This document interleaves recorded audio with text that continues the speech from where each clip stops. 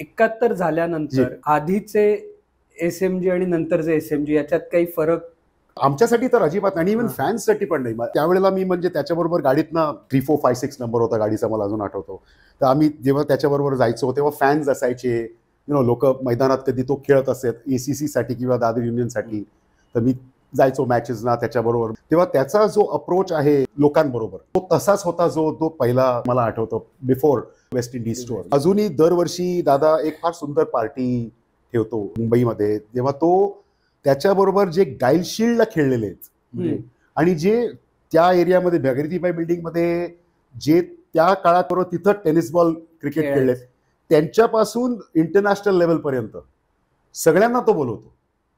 आणि त्यांच्याबरोबर जेव्हा त्यांच्या जी त्या भागीरथीबाई बिल्डिंग किंवा त्याच्या जरा पुढे एक एरिया आहे त्याला चिखलवाडी म्हणतात, ती भागीरथीबाई बिल्डिंगच्या पुढे आहे. तर चिखलवाडीची काही मुलं आले किंवा भागीरथीबाई बिल्डिंगची आली किंवा पॉर्जेटेल आमच्या एरियाचे कोणी असो, तो त्यांच्यामध्ये तसाच वागतो जसा मला वाटतं तेव्हा 12, 13, 14 वर्षाचा असून वागत असेल. तसाच म्हणजे त्याच स्टोरीज असतात. असं वाटत नाही की आता हा एवढा मोठा आहे.